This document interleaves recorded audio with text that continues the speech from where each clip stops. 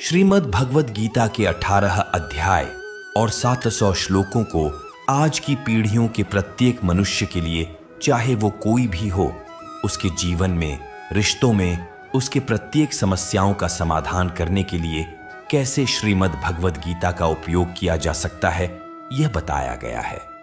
यहाँ पूरे 18 अध्याय को शामिल किया गया है और हर एक अध्याय की शुरुआत से पहले मैं आपको बताऊंगा कि उससे आपको क्या सीखने को मिलेगा। फिर उस अध्याय को बहुत ही आसान भाषा में आपको समझाया जाएगा और उसके बाद उससे होने वाले हमारे जीवन में सभी अच्छे परिणामों के बारे में आपको बताऊंगा। भगवद गीता सिर्फ एक किताब या धार्मिक ग्रंथ नहीं है, बल्कि इसमें वो ज्ञान है जो इस पृथ्वी पर जीवन जीने वाले प्रत्येक व्यक्ति के लिए उपयोगी है।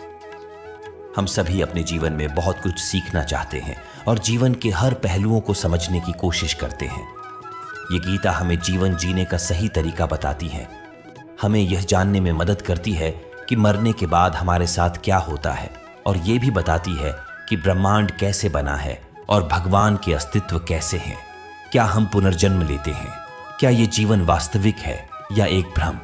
लेकिन क्या हमने ये सोचा है कि हमारे सपनों को पूरा करने के लिए हमें बिना थके, बिना किसी मार्गदर्शन के बिना सही दिशा की सफलता मिल सकती है? तो दोस्तों, इस सवाल का जवाब दीजिए। इस पृथ्वी पर जो न केवल हमारी बल्कि ब्रह्मांड की वर्तमान और भविष्य की सबसे महान उपदेश जो देते हैं, उनका नाम क्या है? वो है भगवान श्री कृष्ण। महाभारत के युद्ध के मैदान में भगवान श्री कृष्ण आज की तारीख से न जाने कितने ही युगों पहले एक ऐसा ज्ञान दिया था। आपके जीवन में जब खुद को सफलता की ओर बढ़ते हुए दिखाई देते हैं तो आपको यह महसूस हो सकता है कि आप अपने जीवन की सभी समस्याओं के सामने अर्जुन की तरह खड़े हैं और आपके लिए भी एक गीता का ज्ञान उपलब्ध है और यह आपका अधिकार है कि आप उसे समझें और अपने जीवन में उसका मार्गदर्शन करें। भगवद गीता के ज्ञान को समझकर आपको यह आश्चर्यजनक एहसास होगा कि यह अमूल्य ज्ञान हमें हमारे असली उद्देश्यों की ओर ले जाता है। मैं आपको इस अद्वितीय युद्ध के मैदान कुरुक्षेत्र में लेके जाऊंगा और यहां आपको समझा दूंगा कि आखिरकार क्यों भगवान ने अपना ज्ञान देने का निश्चय किया। तो चलिए, हम कुरुक्षेत्र के युद्ध मैदान में हैं, जहां पर पांडव और कौरव युद्ध के लिए तैयार है और यहीं से भगवद गीता का पहला अध्याय शुरू होता है। पहला अध्याय अर्जुन विषाद योग अर्थात अर्जुन की मानसिक दुविधा। दोस्तों, इस पहले अध्याय से हम सीखते हैं कि कैसे हमारे जीवन में वो चीजें हैं जो हमें आगे बढ़ने से रोकती है। चाहे हमारे पास ज्ञान का बहुत बड़ा भंडार हो, हमारे पास काबिलियत हो, लेकिन फिर भी हम सही फैसला नहीं ले पाते और हमारे कार्य में सफलता नहीं मिल पाती। इसके साथ ही हम जानेंगे कि कैसे सपनों को हकीकत में बदलने के लिए मानव कैसे परिवर्तित हो सकता है। कौरवों में दुर्योधन के मन में खुशियों की अनगिनत उम्मीदें थीं। उसके पास बड़ी सेना थी। उसके पास गुरु द्रोणाचार्य और गुरु कृपाचार्य जैसे महान योद्धा थे। पांडवों की सेना में अर्जुन, भीम और पांडवों के 5 भाइयों के साथ भगवान कृष्ण भी थे। अब यह युद्ध पूरी तरह से परिवार के बीच होने वाला युद्ध बना हुआ था।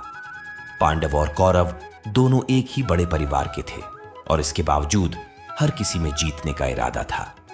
भगवान श्री कृष्ण के साथ अर्जुन ने अपनी सेना को सामने लाकर खड़ा किया ताकि वो देख सकें कि उसको किन किन लोगों को मारना है। इस घड़ी में भगवान कृष्ण ने अर्जुन के रथ को मैदान के बीच में ले आए।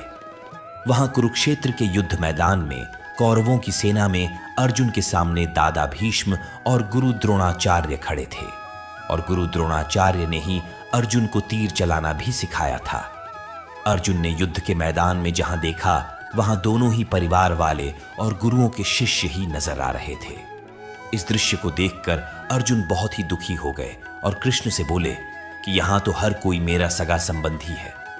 मैं अपने ही लोगों को युद्ध में नहीं मार सकता। मुझे इस राज्य के लिए तो क्या, अगर कोई 3 लोग भी दे दे तो भी मैं ऐसा युद्ध नहीं करूंगा जिसमें मुझे अपनों को ही मारना पड़े। गीता के इस पहले अध्याय से हमें यह सीखने को मिलता है कि वास्तविक सोच कैसी होती है। हमें कभी कभी नहीं पता होता कि हमारे काम करने का इरादा क्या है, हम किस चुनौती का सामना करेंगे।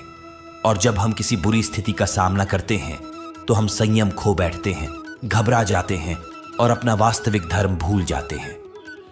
भले ही अर्जुन युद्ध कला में माहिर थे और वह युद्ध करने के लिए मैदान में धनुष उठाने की कला को सिखाने वाले गुरु द्रोणाचार्य के शिष्य थे, लेकिन वो अपने लगाव के कारण धर्म का सही फैसला नहीं ले पा रहे थे।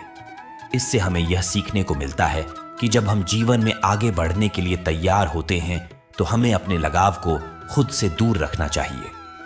मित्रों, आप इसे इस तरह से समझ सकते हैं। मान लीजिए आपका दिल से किसी व्यक्ति से गहरा प्यार है, लेकिन वह व्यक्ति आपके प्यार को समझने का मन नहीं रखते। इस बदले में आपको उसके प्रेम को प्राप्त करने के लिए मोहित नहीं होना चाहिए, क्योंकि लगाव किसी भी रूप में हानिकारक हो सकता है। जब तक यह लगाव है तब तक आप अपने आत्मा के धर्म को पूरा नहीं कर सकते।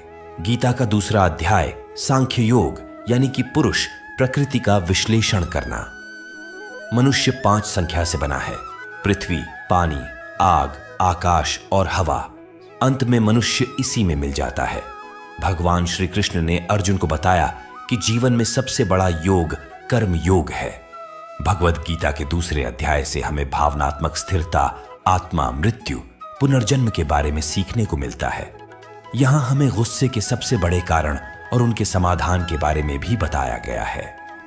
जब अर्जुन ने युद्ध करने से मना किया तो सारथी श्री कृष्ण ने कहा, हे अर्जुन, ये तुम्हें अचानक से क्या हो गया है?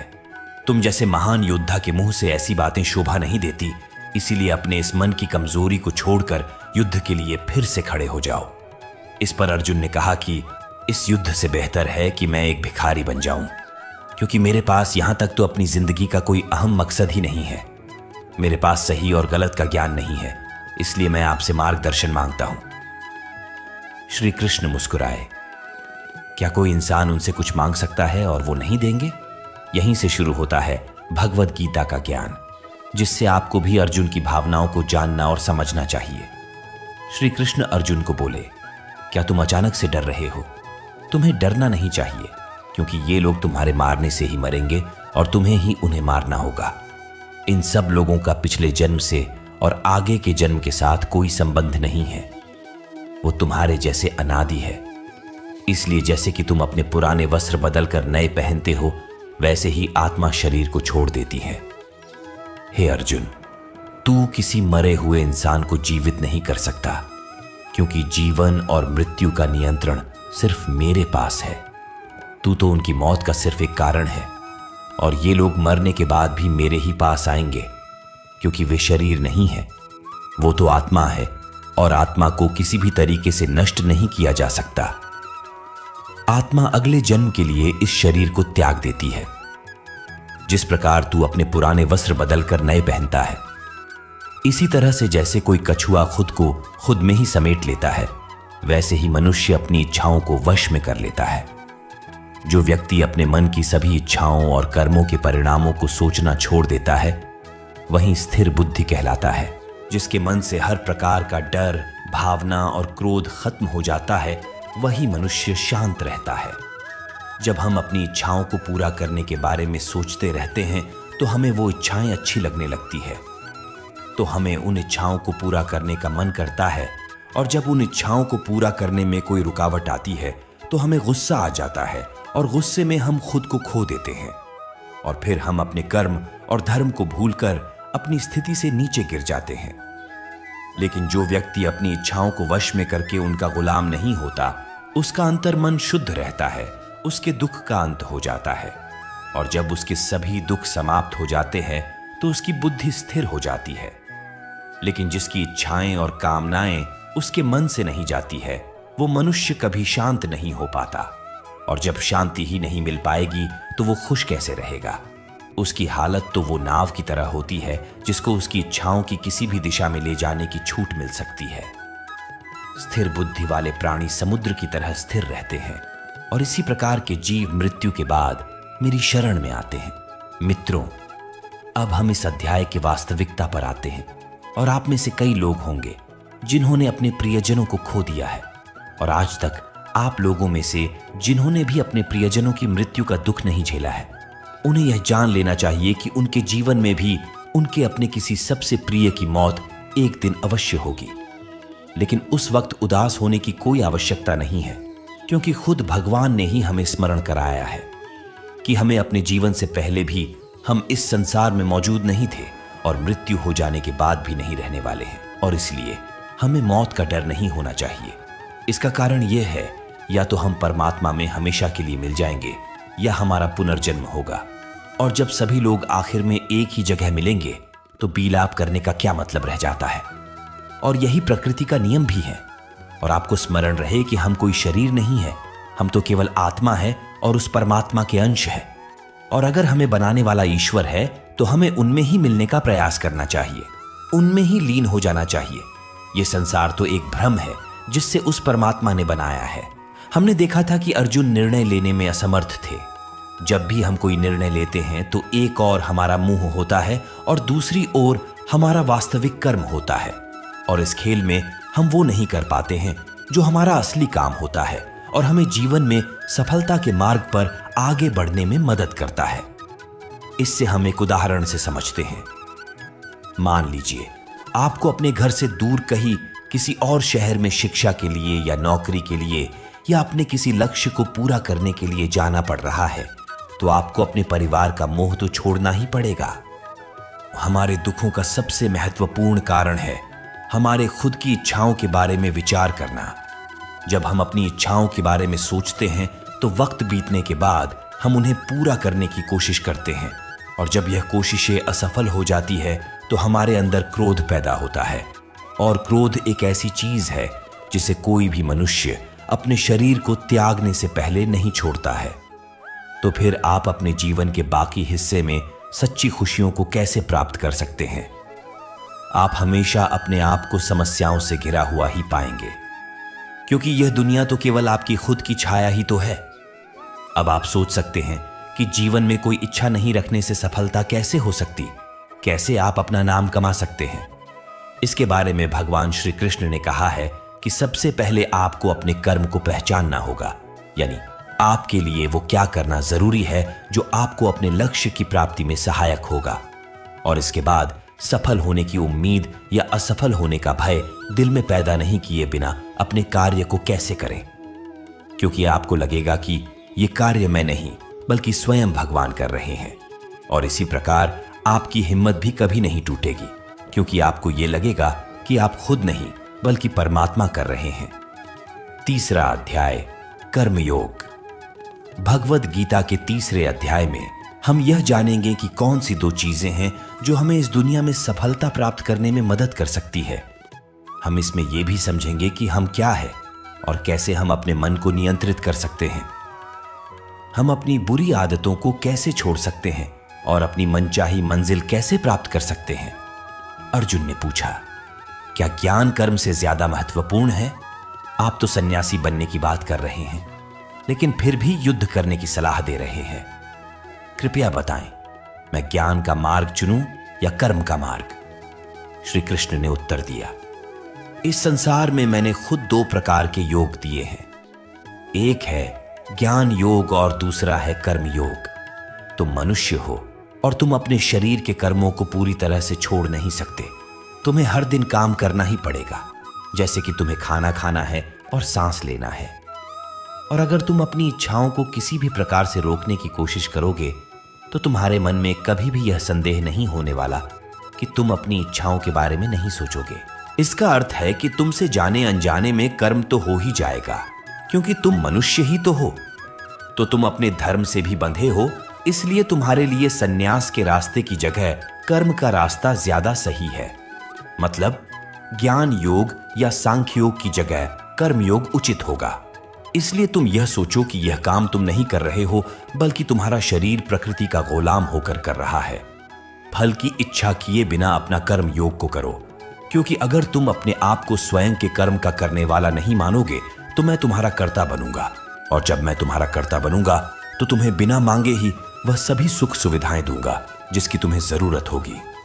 अगर तुमने बिना मेहनत किए ही सुख सुविधाओं और राज्य का भोग किया तो तुम एक चोर की भांति हो जाओगे और तुम कभी परमात्मा यानी कि मुझसे नहीं मिल पाओगे, मुझ में लीन नहीं हो पाओगे।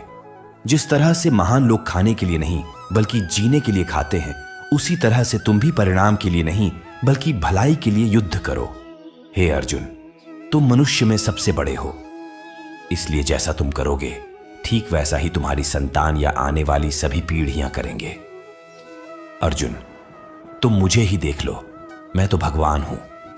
मुझे भला किसी काम को करने की क्या आवश्यकता है, पर मैं इसलिए अपना काम करता हूं क्योंकि मनुष्य की आत्मा मेरा ही तो एक छोटा सा हिस्सा है, और जैसा मैं करूंगा वैसा ही फिर मनुष्य करेगा, और इस तरह से तो पूरी सृष्टि ही नष्ट हो जाएगी। कोई अगर तुम्हारा साथ भी ना दे या तुम्हारी बुराई भी करे तो तुम उनको बिना कुछ कहे सिर्फ अपना कर्म करते जाओ, और ऐसा करने पर वह मनुष्य भी कुछ समय बाद तुम्हारे जैसा ही करना शुरू कर देगा। जो मनुष्य ये सोचता है कि वो कर्म खुद कर रहा है, उससे बड़ा मूर्ख और दुखी इस दुनिया में कोई नहीं है, और ज्ञानी लोगों के द्वारा ऐसे मूर्खों पर कभी ध्यान नहीं देना चाहिए। इसलिए हे अर्जुन, तू भी अपने आप को इस कर्म के बंधन में ना बांधकर बिना किसी आशा के, दया के और पश्चाताप के इस युद्ध को लड़। हे अर्जुन, खुद का धर्म और कर्म दूसरों के धर्म और कर्म से ज्यादा अच्छा और बड़ा समझा जाना चाहिए, भले ही हमारे द्वारा खुद के धर्म और कर्म के पालन करने में कोई कमी या कसर क्यों न रह गई हो। अर्जुन ने फिर से पूछा कि अगर मनुष्य परमात्मा का अंश है तो उससे गलतियां हो क्यों जाती है और वो बुरे काम क्यों करता है। भगवान श्री कृष्ण बोले कि मनुष्य शरीर भोग विलास करना चाहता है क्योंकि उसकी प्रकृति वैसे ही है जैसे अगर उसकी कामना पूरी नहीं होती तो वो गुस्से में आ जाता है, और जिस तरह धुएं की वजह से आग दिखाई नहीं देती, उसी तरह क्रोध और काम की वजह से मनुष्य को अपना कर्म, धर्म और ईश्वर दिखाई नहीं देते, और इसी वजह से क्रोध और कामनाओं में आकर मनुष्य अपनी इंद्रियों और मन पर कंट्रोल खो देता है और ना चाहते हुए भी बुरे काम और गलतियां कर बैठता है। हे अर्जुन, तुम हमेशा याद रखना, इस शरीर से ज्यादा शक्तिशाली है इसकी इंद्रियां, इंद्रियों से ज्यादा शक्तिशाली है मन, और मन से शक्तिशाली है बुद्धि, और बुद्धि से ज्यादा शक्तिशाली है तुम, यानी कि तुम्हारी आत्मा। तू अपनी आत्मा से अपनी बुद्धि को वश में कर। तुम्हारी बुद्धि मन को वश में करेगी, और फिर मन तुम्हारे इंद्रियों को वश में करेगा, और इंद्रियां तुम्हारे शरीर को, यानी कि तुम्हारे बुरे कर्मों को।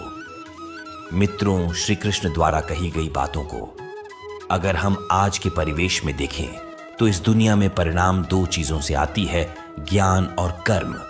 आज की दुनिया में हम दोनों चीजों को जोड़कर देखें तो हमारे लिए कर्म भी उतनी ही जरूरी है जितना कि ज्ञान।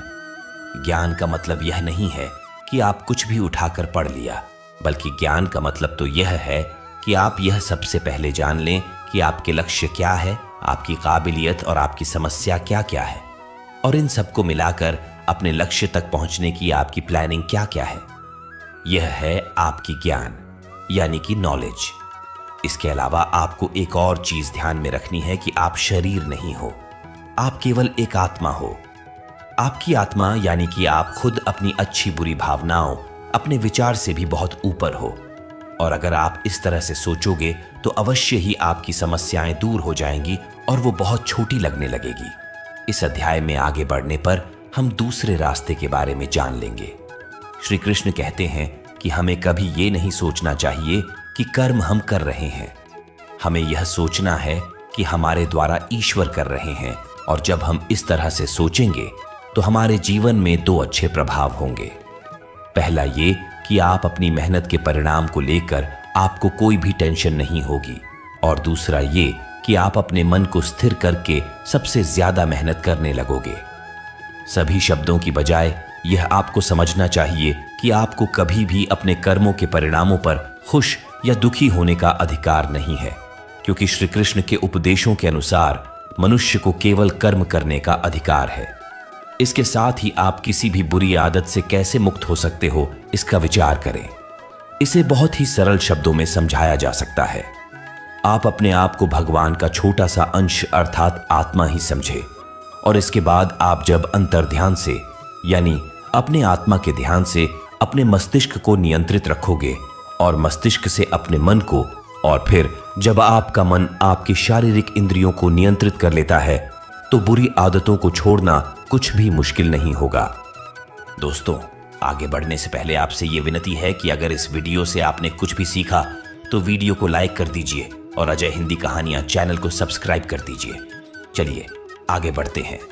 अध्याय 4, ज्ञान कर्म संन्यास योग, यानी सगुण भगवान का प्रभाव और कर्मयोग का विषय। भगवद गीता के चौथे अध्याय से हमें यह ज्ञात होता है कि भगवान कब और किस रूप में पृथ्वी पर आते हैं, और यहां तक कि गुरु से ज्ञान कैसे प्राप्त किया जा सकता है और ज्ञान क्यों जरूरी है।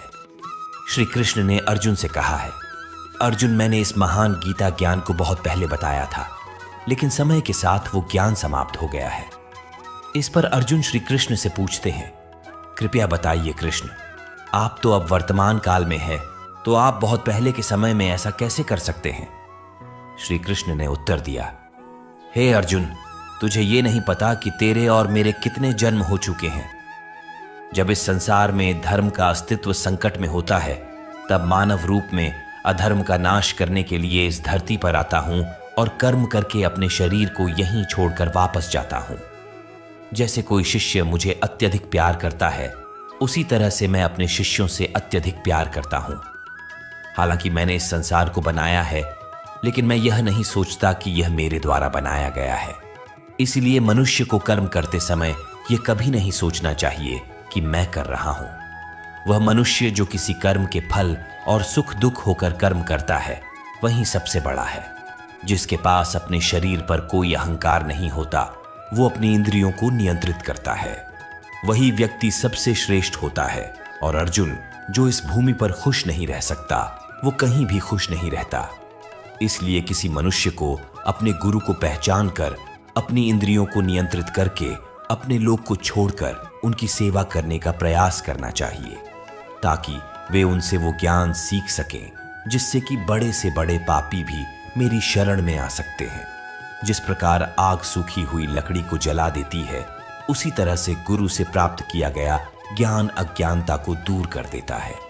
हमेशा कर्म करने वाला और हमेशा श्रद्धा रखने वाला ही मुझे प्राप्त कर सकता है। इसीलिए जिसने कर्म योग के माध्यम से सभी कर्मों को और अपने आप को परमात्मा के लिए समर्पित कर दिया है, उस मनुष्य को उसके कर्मों के बंधन में कभी भी नहीं बांधा जा सकता। इसलिए अर्जुन, तू भी मेरे दिए हुए ज्ञान से समझ कि कर्म नहीं, बल्कि मैं कर रहा हूं। इस चौथे अध्याय में स्पष्ट रूप से कहा गया है कि जब भी मानवता का नाश होता है, तो नेगेटिव ऊर्जा लोगों में अत्यधिक होती है। तब तक भगवान किसी भी रूप में आकर धर्म को पुनः स्थापित करते हैं। इसमें यह भी बताया गया है कि अगर किसी से आपको कुछ सीखना है, तो सबसे पहले आपके मन में उसके प्रति सम्मान होना चाहिए, कोई लालच नहीं होना चाहिए और बुरी भावना भी नहीं होनी चाहिए। और यह ज्ञान प्राप्त करना और सीखना हमारे लिए क्यों आवश्यक है और इसका कारण क्या है। हम अगर किसी क्षेत्र में हो, तो स्वाभाविक रूप से बताया जा सकता है कि हमें उस क्षेत्र के गुरु से ज्ञान प्राप्त करना होगा। और ज्ञान वो तरीका है जिससे इस जीवन में अपने लक्ष्य से और उस जीवन में आपके परमात्मा से मिल सकता है। अध्याय 5, कर्म सन्यासियों। भगवद गीता के 5वें अध्याय में कर्म सन्यासियों का वर्णन किया गया है, और हम जानेंगे कि अपने लक्ष्य को कैसे प्राप्त किया जा सकता है और कैसे हमारे शरीर ने हमें आलस्य में बांधने की कोशिश की। अर्जुन ने कहा, है श्री कृष्ण, मैं अभी भी यह नहीं समझ पा रहा हूं कि मेरे लिए कर्म अच्छा है या कर्मों से सन्यास। तो श्री कृष्ण ने उत्तर दिया, देखो अर्जुन, सन्यास और कर्म दो अलग अलग मार्ग हो सकते हैं, लेकिन दोनों का ही लक्ष्य तो समान है, और वो है परमात्मा। जो व्यक्ति अपने मन को भटकने नहीं देता, जो कर्म करके भी यही समझता है कि कर्म उसने नहीं किया है, बल्कि यह तो परमात्मा ने किया है, और जो सभी जीवों को उसी परमात्मा का हिस्सा मानता है, वो मनुष्य मरने के बाद परमात्मा में ही मिल जाता है। महान व्यक्ति अपने प्रत्येक कार्य को अपने विचारों को स्पष्ट करने और दूसरों के हित के लिए ही करते हैं। परमात्मा कभी भी मनुष्यों को बुरे काम करने के लिए नहीं प्रोत्साहित करता, बल्कि लोग खुद ही अपने क्रोध और मोह में आकर बुरे कार्य करते हैं और फिर उसी प्रकार से उनके फल सुनिश्चित हो जाते हैं। मैं तो बस उनका प्रतिफल उन्हीं को वापस देता हूं। तुम अपने शरीर को चाहे कितना ही आनंदित कर दो, इसकी इच्छाएं तब भी पूर्ण नहीं होती। इसलिए अर्जुन, तेरे जैसे बुद्धिमान व्यक्ति को शरीर की इच्छाओं में मन नहीं लगना चाहिए। इस संसार का असली मूल्य होता है वह जिसने अपने शरीर का नाश होने से पहले अपने क्रोध का नाश कर लिया हो, जो संपूर्ण प्राणियों का हित करता है, जिसका मन किसी भी कार्य में नहीं बनता और जो अपने भटकते हुए मन को एक जगह केंद्रित करके परमात्मा को याद करता है, वही व्यक्ति सुखी भी है और परमेश्वर सहित सभी के प्रिय भी। इसलिए हे अर्जुन, ये इंद्रियां, मन, बुद्धि, इच्छा, आशा, डर और क्रोध ही तेरे शत्रु हैं। इन्हें छोड़ दो। हमारा शरीर हमेशा आराम से रहना चाहता है, लेकिन क्या आपने कभी सोचा है कि अगर इसमें आत्मा नहीं होती तो क्या होता? हम अक्सर अपने शरीर को ही अपनी पहचान मान लेते हैं। हम कहते हैं ये मेरी आंखें हैं, ये मेरे हाथ है, और जब हमारा शरीर हमें आराम करने के लिए बोलता है तो हम सो जाते हैं। लेकिन क्या आप यह सोच सकते हैं कि शरीर आपकी बुद्धि पर भारी हो गई है, इसलिए आपको यह समझना होगा कि आप एक आत्मा है और आपको अपनी बुद्धि से अपने शरीर को चलाना होगा। जो रास्ते भगवत गीता में दिखाए जा रहे हैं वे मानवों को परमात्मा से मिला देते हैं। अगर आप इन सभी बातों को अपने जीवन में अपनाते हैं तो आप अपने सपनों को पूरा करने की दिशा में एक कदम आगे रहोगे। दोस्तों, जैसा कि कहा गया है कि भगवान की प्राप्ति के लिए मन को वश में करना बहुत जरूरी है, ठीक उसी तरीके से आपको अपने जीवन में भी मंजिल पाने के लिए मन को वश में करना बहुत ही आवश्यक है। श्रीमद् भगवद गीता अध्याय 6 आत्म संयम योग।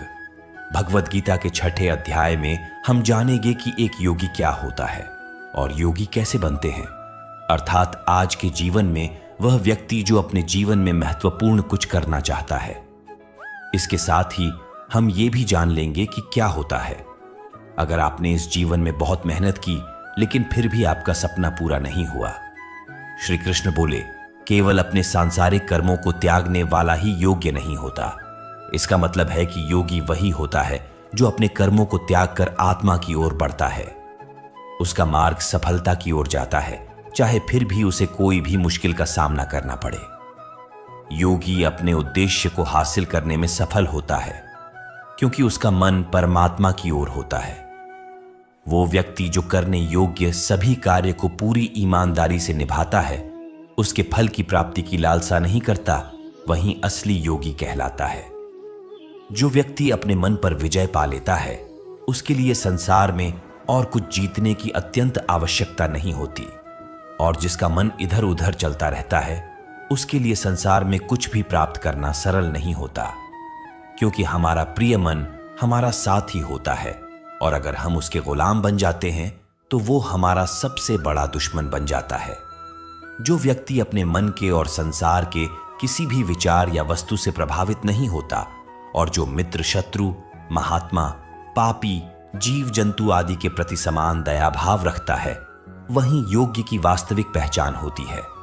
इसलिए हे अर्जुन, और जब इस प्रकार का योग भाव आता है तो किसी भी आशा के बिना, किसी भी डर के बिना अपने मन को मित्र बनाकर उसे मेरे ध्यान में समर्पित होना चाहिए। वो योगी उचित आहार और नींद उतना ही लेता है जितना आवश्यक हो, जो हमारे शारीरिक और मानसिक स्वास्थ्य के लिए महत्वपूर्ण है। इस प्रकार का योगी अपने शब्दों पर सदा स्थिर रहता है, जैसे कि शांत हवा में दीपक की लौ स्थिर होती है। जब जब उसका मन भटके तब तब उसे वही इच्छा को वश में करके पूरा मन को संयमित करना चाहिए। और जब योगी इस पूरे ध्यान की अवस्था में आ जाता है तो बड़े से बड़ा दुख भी उसको उसके स्थान से नीचे नहीं गिरा सकता। अर्जुन ने कहा, लेकिन है कृष्ण, यह मन बहुत ही अधीर और चंचल होता है। तो श्री कृष्ण ने जवाब दिया, हां, यह सत्य है कि मन को नियंत्रित करना कठिन है, लेकिन यह भी याद रखो कि बार बार आत्मविश्वास और योगाभ्यास से असंभव को भी संभव बनाया जा सकता है। इस तरह से हम अपने मन को वश में करके अपने जीवन को अधिक सफलता की ओर ले जाते हैं। अर्जुन ने पुनः पूछा, है कृष्ण, अगर कोई योगी इस प्रकार से ध्यान में निश्चित रहकर योग करता है, लेकिन अंत में किसी कारणवश उसका मन भटकने लगे, तो क्या उसका सारा प्रयास व्यर्थ हो जाएगा? श्री कृष्ण बोले, नहीं अर्जुन, निरंतर परमात्मा की दिशा में बढ़ना हर आत्मा का अधिकार है। अगर किसी कारणवश वो योगी ध्यान से भटक जाता है तो भी वह पुण्य पुरुषों के लोक में कई वर्षों तक सुख और आनंद का अनुभव करता है, और वहां पर वो ध्यान भ्रष्ट योगी भी सुख में समय बिताने का अवसर प्राप्त करता है। फिर उस योगी की आत्मा जो ध्यान में भ्रष्ट हो गई थी, वो पुनः उसी पुण्य पुरुष के परिवार में जन्म लेती है और उस तरह से उसकी आत्मा की यात्रा वहीं से शुरू होती है जहां से उसने पिछले जन्म में समाप्ति की थी। इस तरह वो एक नए रूप में और नए जीवन की ओर बढ़ता है, परमात्मा से मिलन के लिए फिर से प्रयास करता है। अर्थात पिछले जीवन में किया गया योग कभी भी व्यर्थ नहीं जाता। लेकिन एक योगी जो निरंतर प्रयास करता है, वो इसी जीवन में अपने जीवन चक्र से मुक्त होकर परमात्मा में विलीन हो जाता है। एक योगी तपस्या और विद्वानों से भी श्रेष्ठ होता है। इसलिए अर्जुन, तू भी योगी बन, क्योंकि जो सबसे श्रेष्ठ योगी होता है वो मेरा भी परम प्रिय होता है। दोस्तों, हर व्यक्ति जिसकी आंखों में कुछ बड़ा करने का सपना होता है, उसको अर्जुन की तरह ही एक योगी बनना चाहिए। योगी वह व्यक्ति होता है जो पूरी तरह से भावनाओं के साथ होता है, जो दूसरों के विचारों पर ध्यान नहीं देता और हमेशा अपने लक्ष्य को पूरा करने के लिए मेहनत करता है। लेकिन दोस्तों, जीवन का कोई भी पथ किसी के लिए भी पूरी तरह से पूर्ण नहीं होता। ये बात हमेशा याद रखनी चाहिए। क्या कोई इंसान उसके सपने पूरे होने से पहले ही मर जाता है तो उसकी मेहनत की कीमत किसी काम की नहीं रहती और अपने सपने सपने ही रह जाते हैं। ऐसा क्यों होता है? तो इसका जवाब इसमें छिपा है कि एक बहुत ही गुप्त बात है जिसे भगवान श्री कृष्ण ने इस अध्याय में बताया है कि अगर आप मेहनत कर रहे हैं और आपने बहुत अनुभव जमा लिया है, बहुत सारा ज्ञान प्राप्त कर लिया है, फिर भी आपको अपनी मंजिल नहीं मिल रही है, किसी कारणवश आपको असफलता का सामना करना पड़ रहा है, तो भी आपकी मृत्यु हो जाए या फिर आप सपनों को पूरा करने के लिए बूढ़े हो जाए, तो इस प्रकार के मरने के बाद भी आपके स्वर्ग में आपके कर्मों के अनुसार आनंद मिलेगा। भगवान श्री कृष्ण ने भी योगियों के बारे में इस गीता के 6ठे अध्याय में बताते हुए कहा है, और उन्होंने उन लोगों के लिए भी विशेष बनाया है जो सच में बहुत ज्यादा मेहनत करते। श्रीमद् भगवत गीता के 7 अध्याय है ज्ञान विज्ञान योग। इस अध्याय में जो भगवान का ज्ञान है, हमें यह बताया गया है कि ईश्वर कैसे संसार को नियंत्रित करते हैं। ईश्वर को कौन से भक्त सबसे अधिक प्रिय होते हैं, इसके बारे में भी यह जानकारी दी गई है। लेकिन यह सवाल हम सबके मन में उठता है कि क्यों इंसान भगवान को नहीं पहचान पाता है। भगवान कृष्ण इस प्रश्न का उत्तर देते हुए कहते हैं कि हे अर्जुन, अब मैं तुझे वो बात बताऊंगा जिन्हें जानकर तू इस संसार में किसी और ज्ञान की तलाश में नहीं भटकेगा। हजारों लोगों में से कोई एक ही होता है जो ब्रह्म ज्ञान की खोज करता है और वो कोशिश करके ही उसे प्राप्त करता है।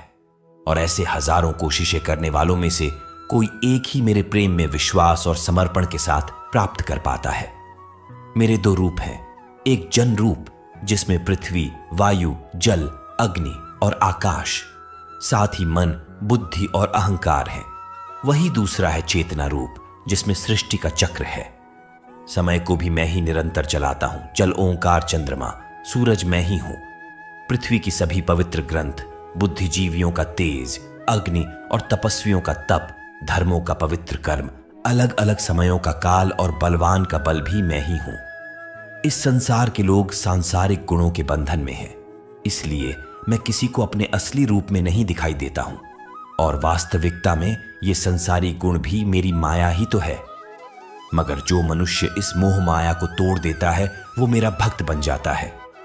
माया के जाल में फंसे हुए मूर्ख लोग मेरी शरण में नहीं आ सकते हैं। कोई भी भक्त 4 विभिन्न प्रकार से मेरी पूजा करता है। कोई प्राप्ति की इच्छा रखने वाला, कोई दुख के समय मुझे याद करने वाला और कोई मुझे पहले से ही जानने वाला। लेकिन इनमें से मुझे सबसे अधिक प्रेम करने वाला ज्ञानी भक्त पसंद है। ये चारों भक्त दयावान होते हैं, लेकिन ज्ञानी पुरुष तो मानो मेरा ही रूप है। और ज्ञानी भक्तों में से वह व्यक्ति भी शामिल हैं जिन्होंने मुझे बहुत सारे जन्मों से माना है और मृत्यु उसके बाद भी उनकी आत्मा मुझ में ही मिल जाती है। जो भक्त किसी इच्छा की पूर्ति के लिए किसी देवता की पूजा करते हैं, उनकी आस्था में मैं वही देवता बना देता हूं और उस भक्त को अंततः वो देवता प्राप्त हो जाते हैं। इस फल की अवधि समय सीमित होती है। सीमित। अगर कोई भक्त मेरी पूजा करने के लिए किसी भी तरह का प्रयास करता है तो मैं उससे अपना बना लेता हूं। जबकि दूसरी तरफ वो मूर्ख जो मुझे जन्म लेने और मरने वाला मानते हैं, वो मुझे प्राप्त नहीं कर पाते। मैं भूतकाल, वर्तमान और भविष्य को जानता हूं। हालांकि श्रद्धा रहित लोग मुझे नहीं जान सकते। वे भक्त जो सांसारिक मोह और माया को छोड़कर उच्च कर्मों का अभ्यास करके मेरी भक्ति करते हैं, वे मृत्यु से मुक्त होकर मुझ में ही लीन हो जाते हैं। जब आप अपने जीवन में कोई लक्ष्य स्थापित करते हैं तो समय बीतने के बाद वह लक्ष्य भूलने की आशंका हो सकती है, क्योंकि विभिन्न विचारों और कार्यों की बहुत अधिक चिंता होती है। भगवान श्री कृष्ण ने यह बताया है कि माया के जाल में फंसे व्यक्ति भगवान को भूल जाते हैं और इसी तरह कई बार अपने महत्वपूर्ण लक्ष्य को भी भूल जाते हैं और उन्हें लगता है कि उन्होंने जो लक्ष्य निर्धारित किया है वह तो बेकार है, व्यर्थ है। वो सोचते हैं कि जीवन तो केवल मजे लेने के लिए है, क्या पता कल रहूं ना रहूं। और इस तरह की सोच रखने वाले व्यक्ति को गीता में मूर्ख कहा गया है। जो इतना भी नहीं जानते ये जो भटकाव है ये मेहनत करने वालों को बस आजमाता है और ज्यादातर लोग इसी भटकाव में बंद करके रह जाते हैं। वहीं दूसरी तरफ जो लगातार कठिन परिश्रम करता है वही व्यक्ति सफलता को प्राप्त कर पाता है और इसके मन को शांति प्राप्त होती है। अध्याय 8 अक्षर ब्रह्म योग। इस अध्याय में हम जानेंगे कि भगवान क्या है और उन्हें कैसे प्राप्त किया जा सकता है, देवता क्या होते हैं और इस संसार का कारण क्या है। ये सभी बातें हम इस अध्याय में सीख सकते हैं। अर्जुन ने पूछा, है कृष्ण परम ब्रह्म क्या होता है, अध्यात्म का स्वरूप क्या होता है, कर्म क्या होता है, ये संसार कैसे चलता है और देवता कौन होते हैं। इसलिए इस अध्याय में अर्जुन के इन सभी प्रश्नों के उत्तर भगवान श्री कृष्ण द्वारा दिए गए। श्री कृष्ण कहते हैं कि जीवों की वास्तविकता ही अध्यात्म होती है। कर्म हमारे द्वारा अतीत में किया गया त्याग होता है जिसका परिणाम हमें वर्तमान में मिलता है। उसी तरह से हमारे वर्तमान में किए गए कर्म या त्याग वह भविष्य में मिलने वाले परिणामों को ही जन्म देते हैं। इस संसार का निर्णय करता वो मैं ही हूं। और जब कोई व्यक्ति अंत के क्षण में अपने मन में वही भाव और अपने ध्यान को उसी भाव में स्थिर करके शरीर को छोड़ता है तो वो उसी भाव को प्राप्त करता है। इसलिए मुझे याद करने वाले हमेशा मेरे पास आते हैं। इसलिए अर्जुन, तू भी मुझ में ही ध्यान कर और युद्ध करके तू मुझे ही पाएगा। वो लोग मुझे सदैव याद करते हैं, वो सरलता से मेरे पास आते हैं और जो मेरे पास आते हैं उनके जन्म मरण का चक्र समाप्त हो जाता है। उनके सारे दुख हमेशा के लिए खत्म हो जाते हैं। श्रीमद् भगवद गीता के अनुसार सहस्त्र युग हर युद्ध ब्राह्मणों विधु, अर्थात ब्रह्मा का एक दिन 1000 महायोग के बराबर होता है। इसके अनुसार ब्रह्मा का एक दिन 4 अरब 32 करोड़ वर्ष होता है। इसी प्रकार इतनी ही अवधि ब्रह्मा की रात्रि की भी होती है। ब्रह्मा के एक दिन की सुबह में ही संपूर्ण संसार का निर्माण होता है और रात के प्रारंभ में ही वह संसार फिर से ब्रह्मा में ही समा जाता है और इस चक्र में लगातार पुनर्जन्म का चक्र चलता ही रहता है। लेकिन जो मेरे भक्त होते हैं उन्हें शीघ्र ही इस चक्र से मुक्ति मिल जाती है। इसलिए हे अर्जुन, मैं तुझे वो 2 मार्ग बताता हूं जिससे लोग या तो मोक्ष को प्राप्त करते हैं या फिर से इस संसार में उन्हें वापस आना पड़ता है। जब सूर्य का प्रकाश होता है तो शुक्ल पक्ष चल रहा होता है और सूर्य उत्तरायण में होता है। जब कर्मयोगी जो शरीर छोड़ने वाला होता है मेरे पास हमेशा के लिए आ जाता है और जब रात्रि होती है तो कृष्ण पक्ष आता है और सूर्य दक्षिणायन में मौजूद होता है। उस समय पर कर्मयोगी अपने शरीर को त्याग कर परलोक में जाते हैं और वहां बहुत समय तक आनंद सुख भोगते हैं। फिर संसार में उन्हें वापस आना ही पड़ता है। केवल एक योगी ही इस रहस्य को समझकर सभी कर्मों के फलों के मोह को छोड़कर परम ब्रह्म में मिल पाता है। वो लोग जो अपने लक्ष्य को हमेशा के लिए यादगार बनाना चाहते हैं उन्हें बहुत ही मेहनत करनी पड़ती है, क्योंकि जैसा श्री कृष्ण ने बताया है ये संसार का चक्र बहुत बड़ा है और लोग आते जाते रहते हैं। लेकिन वो लोग जो अपने जीवन में अद्वितीय निश्चय रखते हैं उन्हें ज्ञान योगी और कर्म योगी बनना होता है। ब्रह्मा का एक दिन बहुत लंबा होता है। इसका मतलब है कि यह ब्रह्मांड बहुत पहले से मौजूद है और बहुत आगे तक चलेगा और हमारा जीवन इस ब्रह्मांड के सामने बहुत छोटा होता है। इसलिए हमें ऐसा नहीं होने देना चाहिए कि हम सिर्फ अपने सपनों में खो जाए और ब्रह्म के दिन की शाम हो जाए। अध्याय 9, राजविद्या राजको योग। यह अध्याय हमारे मानसिक और आत्मिक जीवन को उसके स्वभाव और दिव्यता के साथ जोड़ता है और उसके मध्य संतुलन को बनाए रखना सिखाता है। इस अध्याय में हम ये भी जानेंगे कि जब हम अलग अलग देवी देवताओं की पूजा करते हैं तो इससे क्या होता है, तो ऐसा क्यों करते हैं और उसके परिणाम क्या होते हैं। श्री कृष्ण कहते हैं, वह मनुष्य जो मुझ में श्रद्धा नहीं रखते वो इस संसार में बार बार दुख झेलने के लिए आते जाते रहते हैं। मैं इस संसार को बार बार उत्पन्न और समाप्त करता हूं। मैं ही मनुष्यों को उनके कर्मों के अनुसार फल देता हूं, पुनर्जन्म देता हूं, लेकिन मुझे अपने कार्य का कोई भी घमंड नहीं। मैं ऐसा करते हुए भी इस कर्म के बंधन में नहीं फंसता। सब कुछ करते हुए भी मैं नहीं मानता कि मैं कुछ कर रहा हूं। मेरी माया जाल में फंसने वाले और मुझे समझने में असमर्थ लोग और बेकार की आशा और निरर्थक काम करने वाले लोग हमेशा इसी संसार में बंधे रहते हैं। वो वेदों को पढ़कर स्वर्ग की प्राप्ति के लिए मेरी पूजा करते हैं। वे लोग इंदिरा के स्वर्ग के सुख का आनंद उठाते हैं, लेकिन उनके स्वर्ग के सुख तब तक ही बने रहते हैं जब तक कि उनके मानव जीवन के पुण्य समाप्त नहीं हो जाते हैं। और जब उनके पुण्य समाप्त हो जाते हैं तो उन्हें फिर से इसी पृथ्वी पर जन्म लेने का अवसर मिलता है। किंतु जो मुझे मतलब परमेश्वर को ही सब कुछ मानकर अपने कर्म फल को त्याग कर निरंतर प्रेम करते हैं, मैं उनकी ना केवल सभी आवश्यकताओं को पूरा करता हूं, बल्कि उन्हें सदैव मेरी शरण में स्थान देता हूं। इसलिए अर्जुन, यदि तू कुछ भी कर्म करता है और दान देता है तो उसे मुझ में स्मरण करके कर, तो वो मुझे ही प्राप्त हो जाएगा। मेरे लिए प्रिय और अप्रिय सब बराबर हैं। यहां तक कि अगर कोई बहुत ही अत्याचारी हो, चाहे स्त्री हो या पुरुष, चाहे राजा हो या भिखारी, वो मुझ में ही समर्पित होकर इस अनंत सागर को पार कर पाता है। इस प्रकार अगर तू खुद को मुझ में अर्पित करेगा तो मैं ही तुझे प्राप्त होगा। मित्रों, इस अध्याय में श्री कृष्ण कहते हैं कि जो कोई भी भक्त सच्चे मन से किसी ईश्वर में पूजा और आदर उस ईश्वर के प्रति रखता है तो मैं उसके इस भक्ति को उस ईश्वर से जोड़ देता हूं। अध्याय 10, विभूति योग। यह अध्याय बहुत ही महत्वपूर्ण है क्योंकि इस अध्याय में भगवान श्री कृष्ण अपने दिव्य रूप की महत्वपूर्ण चर्चा करते हैं और अर्जुन को उनकी महिमा का दर्शन कराते हैं। यह अध्याय हमें यह बताता है कि भगवान कैसे हमारे चारों ओर मौजूद है और हमारे जीवन में उनका साक्षात्कार कैसे किया जा सकता है। आपने कई बार सुना है कि भगवान ऐसे हैं, भगवान वैसे है, सभी जगह है, प्रत्येक कण में है।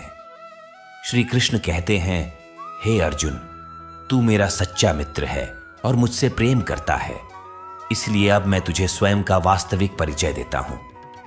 मेरे जन्म के बारे में किसी को नहीं पता, लेकिन जो ये जानता है कि मैं कभी नहीं जन्म लेने वाला और कभी भी नहीं मरने वाला हूं, वही सबसे बड़ा ज्ञानी है। ज्ञान और मूर्खता, सत्य और झूठ, सुख और दुख, मन और बुद्धि, रचना और नाश, कृति और अपमान सहित सभी भाव वास्तव में मैं ही हूं। इस जगत में जिस किसी ईश्वर की पूजा की जाती है वो असलियत में मैं ही हूं। दोस्तों, इस अध्याय में भगवान ने हमें ये दिखाया है कि वो हमारे जीवन के हर पहलू में मौजूद है। वो सबके आदर्श सूरज, चंद्रमा, वायु, अग्नि, धन, ज्ञान, ब्रह्मा, विष्णु, शिव, इंद्र, गरुड़, यमराज, गणित, गायत्री मंत्र, ऋतु, वसंत, निश्चय, भक्ति, विजय, रणनीति, रहस्य, मौन और अनगिनत अन्य रूपों में प्रकट होती है। भगवान ने हमें यह भी बताया है कि उनका अंत नहीं है, वो अनंत है, अपार है, वो हमारे सभी पहलू में है और उनको पूरी तरह से जान पाना हमारे बस की बात नहीं। श्री कृष्ण अर्जुन से कहते हैं, हे अर्जुन, मुझे पूरा जानना तेरे लिए किसी काम का नहीं है, बस तू इतना जान ले कि यह संसार मेरे एक छोटे से अंश से ही चलता है, यानी ऐसी कोई जगह नहीं है जहां पर भगवान ना हो। श्री कृष्ण ने यह भी कहा है कि अर्जुन को ना तो ईश्वर को पूरा जानना जरूरी है और ना ही वो कभी उन्हें जान पाएंगे। मित्रों, अगर हम इसे अपनी जीवन में इस तरह से देखें कि जैसे भगवान ने कहा है कि मैं अनंत हूं और तू उतना ही जान जितना तेरे लिए आवश्यक है, बिल्कुल उसी तरह से आपको भी अपनी लाइफ में उन चीजों में अपने टाइम और एनर्जी वेस्ट नहीं करनी है जो आपके लिए आवश्यक नहीं है। केवल आपके वास्तविक कर्म से जुड़े चीजों में ही अपना ध्यान लगाए, जिससे सफलता और मानसिक शांति प्राप्त हो सके। अध्याय 11 विश्वरूप दर्शन। इस अध्याय में भगवान श्री कृष्ण अर्जुन को अपने दिव्य रूप का दर्शन कराते हैं। यह दृश्य अर्जुन को भगवान की महानता और अद्भुत रूप का अनुभव कराता है। इसमें भगवान के विराट रूप के बारे में हमें जानने को मिलेगा। अर्जुन श्री कृष्ण से कहते हैं, हे कृष्ण, आपके दिए हुए ज्ञान से मेरे सारे संदेह दूर हो गए हैं, लेकिन अगर संभव हो तो मैं आपका महान रूप देखना चाहता हूं। तो श्री कृष्ण कहते हैं, हे अर्जुन, परंतु इन मानवों की आंखों से यह सब नहीं देख पाएगा तू, इसलिए मैं तुझे यह सब देखने के लिए दिव्य नेत्र प्रदान करता हूं। मित्रों, इसके बाद जो अर्जुन ने देखा उसके वास्तव में कल्पना भी नहीं की जा सकती है। ईश्वर का ना तो कोई आरंभ था और ना ही कोई मध्य और ना ही कोई अंत था। उस रूप से इतना प्रकाश निकल रहा था जितना हजारों सूरज भी मिल जाए तो भी उतना ना निकल पाए। अर्जुन ने कई संसार को श्री कृष्ण में समाहित होते हुए देख पाए। फिर अर्जुन ने हाथ जोड़ते हुए श्री कृष्ण से कहा कि हे परमात्मा, मैं आपके शरीर में सभी देवों को, सभी मनुष्यों को देख पा रहा हूं, लेकिन आपके शरीर का तो ना कोई आरंभ दिख रहा है, ना कोई मध्य है और ना ही कोई अंत। आप में हर तरह के अस्त्र शस्त्र हैं, हर तरह के प्रकाश और सूर्य हैं। स्वर्ग और धरती के बीच का पूरा आकाश मानो आप से ही भर गया है। कई देवता के समूह आप में प्रवेश कर रहे हैं तो कई लोग भयभीत होकर हाथ जोड़े खड़े हैं। आपके अनंत हाथ, पैर, पेट, आंखों वाले मोह रूप को देखकर समस्त सृष्टि सहित मैं भी व्याकुल हो रहा हूं। यहां तक कि मैं पांडवों को और कौरवों की पूरी सेना के महान योद्धाओं का अंत होकर आप में जाता हुआ देख पा रहा हूं। आपके ये विकराल रूप इस संपूर्ण ब्रह्मांड को अनंत ऊर्जा दिए जा रहा है। कृष्ण, इतने रूपों में आप कौन से हो? मैं आपको कैसे पहचान सकता हूं? फिर श्री कृष्ण कहते हैं, मैं तो हर जगह और मैं ही समय हूं। इन सभी योजनाओं की मौत को पहले ही लिख चुका हूं।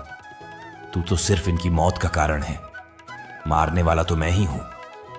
यह सुनकर अर्जुन के चेहरे पर थोड़ा डर दिख रहा था, पर अर्जुन धैर्य के साथ बोले, है परमात्मा, आपका यह रूप देखकर अब मुझे पता लग गया कि क्यों योगी महर्षि देवता जैसे ही आत्मा है आपका पूजन क्यों करते हैं। आप तो सत्य और असत्य से भी ऊपर हो।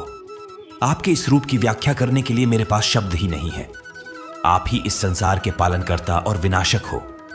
आपको हर दिशा से नमस्कार है, स्वीकार कीजिए, क्योंकि ना तो कोई आपका आदि है और ना ही अंत। आपको कोटि कोटि नमन। हे प्रभु, मुझे भय है कि मैंने अज्ञानता में आपको मित्र कृष्ण कहा है और कई बार लोगों के सामने आपका मजाक भी उड़ाया है। मुझे आपके इस सत्य का पता नहीं था, इसलिए अगर संभव हो तो आप मुझे क्षमा कीजिए। जैसे पिता पुत्र को क्षमा कर देता है, उसी तरह आप भी मुझे क्षमा कर दीजिए। हे प्रभु, आपके इस रूप को देखकर मैं खुश भी हो रहा हूं और मैं भयभीत भी हूं। अतः कृपा करके आप अपना प्रसिद्ध चतुर्भुज विष्णु रूप के दर्शन दीजिए, जिसमें आपके मुकुट, चक्र और गदा के साथ आपको देखने की अभिलाषा है। फिर श्री कृष्ण कहते हैं कि हे अर्जुन, मैंने तेरे आग्रह पर वो रूप दिखाया है जिसको आज तक कोई मनुष्य नहीं देख पाया है और ना ही कभी देख पाएगा। तू मेरे इस रूप को देखकर इतना व्याकुल मत हो जाना और भयभीत भी मत हो जाना, और अब तेरी इच्छा भी पूरी कर रहा हूं। अब तू मेरी चतुर्भुज विष्णु रूप देख। भगवान श्री कृष्ण ने इस प्रकार से अपना चतुर्भुज रूप अर्जुन को दिखाया और उसका साहस बनाया और अनंत रूप से अर्जुन की व्याकुलता को भी दूर किया। अब अर्जुन कहते हैं कि हे कृष्ण, अब मैं आपके इस रूप को देखकर मुझे तृप्ति मिल गई है। तो फिर कृष्ण बोले, अर्जुन, जो चतुर्भुज रूप तुमने अभी देखा है उसे देखने के लिए तो देवता भी कामना करते हैं। इस चतुर्भुज रूप को किसी भी यज्ञ, दान, ताप और वेद से देखा जा सकता है, परंतु अर्जुन, जो तेरी तरह मेरा परम भक्त है, वो अंत में मुझे ही प्राप्त होता है, इसलिए यह रूप तुम देख पाए हो। मित्रों, गीता के इस अध्याय से आप आज के टाइम में भी यह सीख सकते हो। अगर हम सच्चे मन से मेहनत करते हैं तो कई बार सफलता को पाने के बाद हमें लगता है कि हमने इतनी मेहनत कर ली, और जब सफलता आती है और तब लगता है कि ये तो ज्यादा ही मिल गया, मैंने तो इतना मेहनत नहीं किया था। और मित्रों, यही महान लोगों का एक सद्गुण होता है कि वह मेहनत तो करते हैं, लेकिन उनको यह भी आभास नहीं होता कि कितनी मेहनत कर लिया उन्होंने। यही महान लोगों की महान सोच होती है। अध्याय 12 भक्ति योग। इस अध्याय में भगवान हमें बताते हैं कि भक्ति के माध्यम से ही हम उन्हें प्राप्त कर सकते हैं। हमें भगवान के प्रति विश्वास, प्यार और समर्पण दिखाना चाहिए। इससे हमें यह सीखने को मिलता है कि हमें भगवान के प्रति भक्ति और प्यार बढ़ाने का प्रयास करना चाहिए।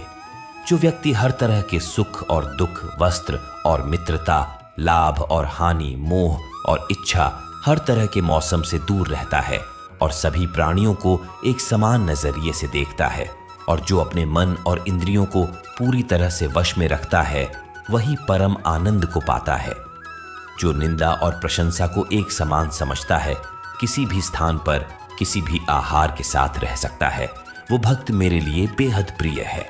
और उनमें से भी जो निष्काम भाव से अपने कर्म मेरी सेवा में लगाते हैं, वही भक्त मेरे लिए श्रेष्ठ है। इस अध्याय में हमें यह भी सिखाया गया है कि हमें अपने पूर्व अनुभवों से सीखने की कोशिश करनी चाहिए। एक छात्र या एक व्यक्ति जो अपने जीवन में कुछ महत्वपूर्ण करना चाहता है, उसे कम खाना चाहिए और हर प्रकार की भावनाओं के साथ होना चाहिए। खुद के लक्ष्य को कैसे प्राप्त करना है, केवल यही सोचना चाहिए, और ये तभी प्राप्त हो सकता है जब हम भगवान के प्रति विश्वास, प्यार और समर्पण करते हैं। अध्याय 13 क्षेत्र क्षेत्रज्ञ विभाग योग। इस अध्याय में भगवान हमें आत्मा और शरीर के बीच के अंतर की बात करते हैं। हमारी आत्मा शरीर के परे है और हमें इसे समझना चाहिए। यह हमें सिखाती है कि हमारे शरीर से भी ज्यादा हमारी आत्मा ज्यादा असली है और हमें इसके साथ मिलकर जीना चाहिए। इस अध्याय से हमें यह ज्ञान मिलता है कि कैसे हमारे कर्मों के परिणाम की रचना होती है।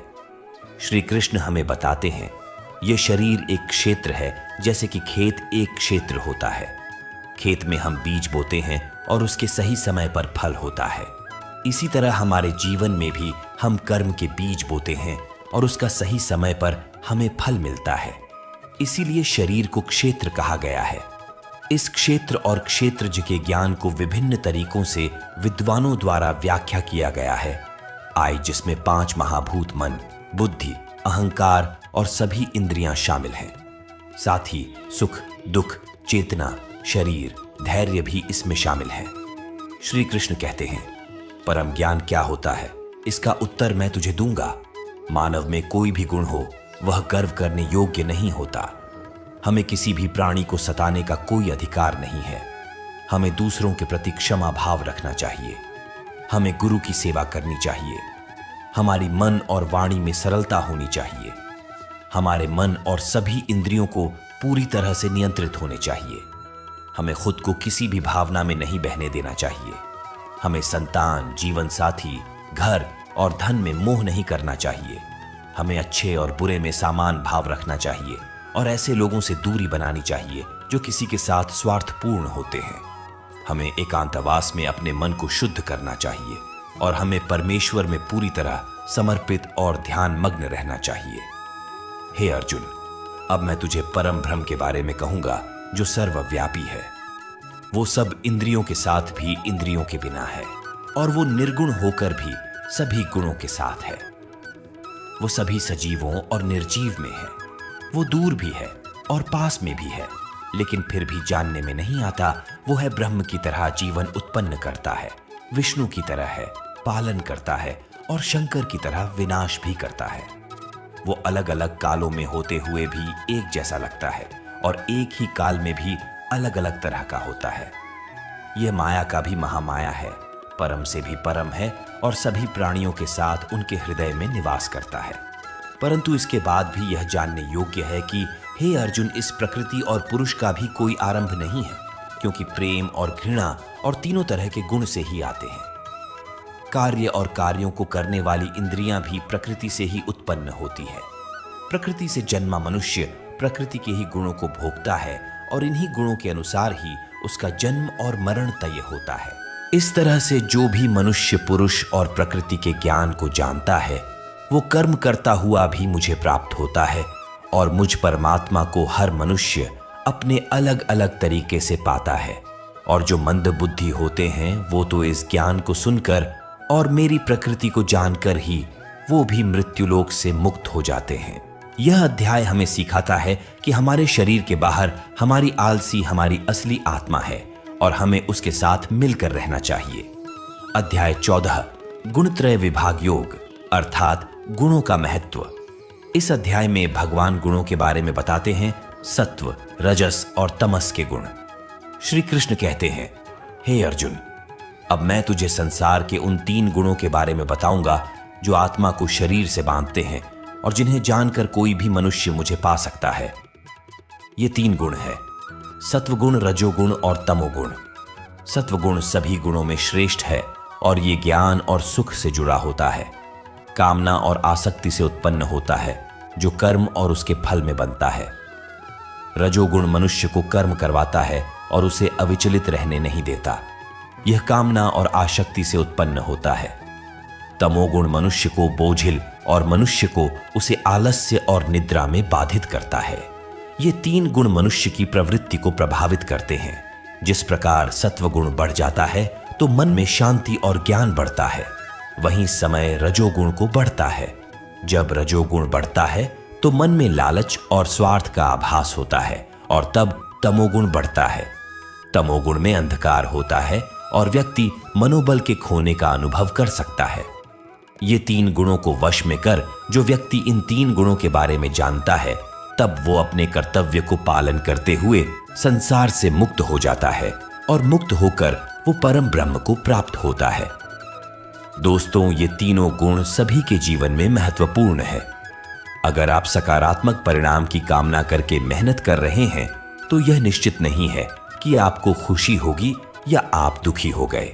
इसलिए इस अध्याय से हमें यह सीखने को मिलता है कि हमें सत्व गुण को विकसित करना चाहिए, जो शांति और ज्ञान का प्रतीक है, जिससे हमारे जीवन में आध्यात्मिक उन्नति होती है और समय समय पर हम अपने गुणों की परीक्षा करके उन्हें सुधार सकते हैं। अध्याय 15 पुरुषोत्तम योग। इस अध्याय में भगवान हमें आत्मा की अमृत के बारे में बताते। हमारी आत्मा हमारे शरीर से बड़ी होती है। श्री कृष्ण कहते हैं कि हमारा आत्मा अविनाशी है और इस संसार में हमारे कर्म हमारे भविष्य को प्रभावित करते हैं। हमें इस बारे में जागरूक रहना चाहिए और यह समझना चाहिए कि हमारे कर्मों के परिणाम हमारे अगले जन्म में हमें प्राप्त होते हैं। इसलिए हमें सतोगुण, रजोगुण और तमोगुण को समझने और उनका संतुलन बनाए रखने का प्रयास करना चाहिए। आत्मा हमें मुक्ति की ओर ले जाती है और हमें अपने कर्मों को सावधानी से चुनना चाहिए ताकि हम सब कुछ सही दिशा में ले जा सके। इसी तरह से हम परम ब्रह्म की प्राप्ति कर सकते हैं और सभी व्यक्ति के अंतर्निहित परमात्मा को पहचान सकते हैं।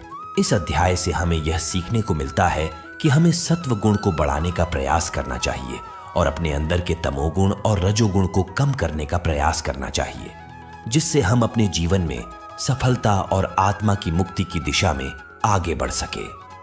अध्याय 16 देवासुर संपद विभाग योग अर्थात गुणों का विभेद। इस अध्याय में भगवान हमें दैव्य और असुरी प्रकृति के बारे में बताते हैं। दैव्य प्रकृति वाले लोग धर्म, सच्चाई और प्रेम को प्राथमिकता देते हैं, जबकि असुरी प्रकृति वाले लोग अहंकार, क्रोध और द्वेष की दिशा में आगे बढ़ते हैं। श्री कृष्ण कहते हैं कि दैव्य स्वभाव वाले लोग अपने मन को शुद्ध रखते हैं, परमात्मा को याद करते हैं और सुख दुख को समान भाव से सहते हैं। वो धर्म का पालन करते हैं और दूसरों को कभी कष्ट नहीं पहुंचाते। उनमें अहंकार नहीं होता और वे सबको बराबर मानते हैं। विरोधाभास, क्रोध, आसक्ति और अज्ञान से युक्त आसुरी स्वभाव वाले लोग दुश्मनी करते हैं और लोगों को कष्ट देते हैं। वो धर्म का अनादर करते हैं और बुरे कर्म करते हैं। वो हमेशा मोह में रहते हैं। हमें समझना चाहिए कि दैव्य स्वभाव का पालन करके हम अपनी आत्मा को मुक्ति दिला सकते हैं, जबकि आसुरी स्वभाव से हम मोह के बंधनों में फंस सकते हैं।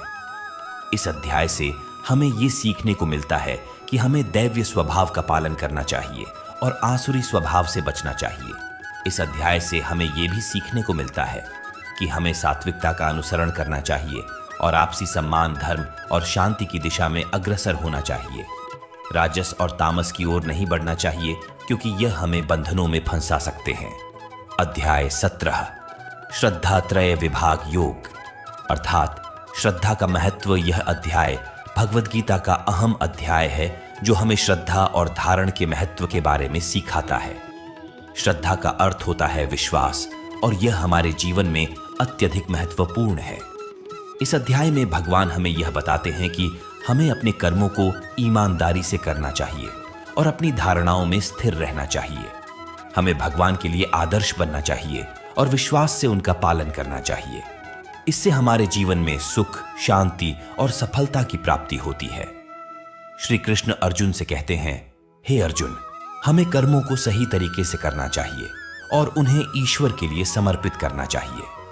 श्रद्धा और हमारे पूर्व कर्म हमारे जीवन को पूर्ण बनाते हैं और हमें ईश्वर के प्रति प्यार और आस्था का एहसास कराते हैं। इसलिए श्रद्धा से ही हम सफलता को प्राप्त कर सकते हैं और हमें हमारे कर्मों को ईश्वर के लिए समर्पित करना चाहिए।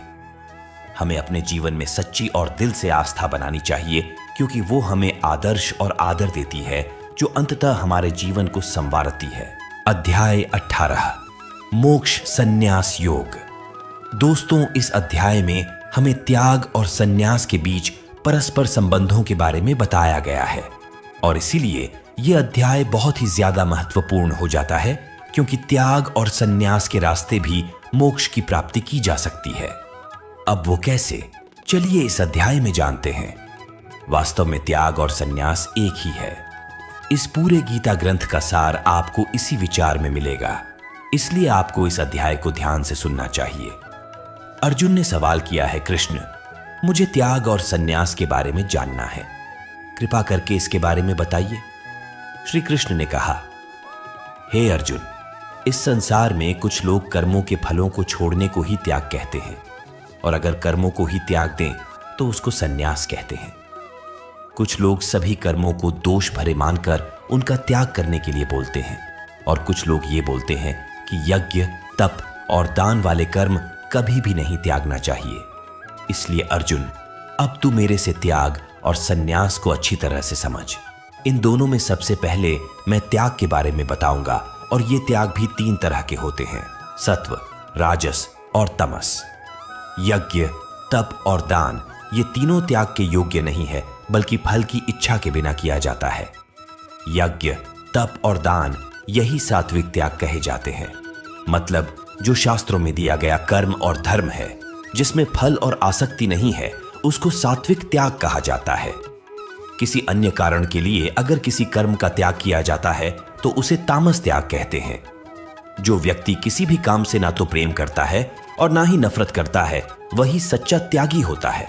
मनुष्य शरीर कितना भी प्रयास कर ले वो फिर भी पूरी तरह से कर्म को छोड़ नहीं सकता, जैसे कि सांस लेना। इसीलिए कर्मों के फलों को छोड़ देना ही सच्चा त्याग होता है। जो लोग कर्म फलों का त्याग इस संसार में नहीं करते उनके कर्म फल मृत्यु के बाद भी उनका पीछा नहीं छोड़ते। इसीलिए कर्मों के फलों को छोड़ देना ही सच्चा त्याग होता है। जो लोग कर्मों के फल को छोड़ने का यह मार्ग नहीं चुनते उनके कर्म फल मृत्यु के बाद भी उनके साथ रहते हैं। इसलिए हमें अंततः अपने कर्म के फल की कामना को त्याग देना चाहिए। दोस्तों, भगवान श्री कृष्ण की यह बातें अगर आपको पसंद आई तो कमेंट में जय श्री राधे कृष्ण जरूर लिखें और ऐसे ही प्रेरणादायक वीडियो देखने के लिए अजय हिंदी कहानियां चैनल को सब्सक्राइब कर ले। धन्यवाद। जय श्री राधे कृष्ण।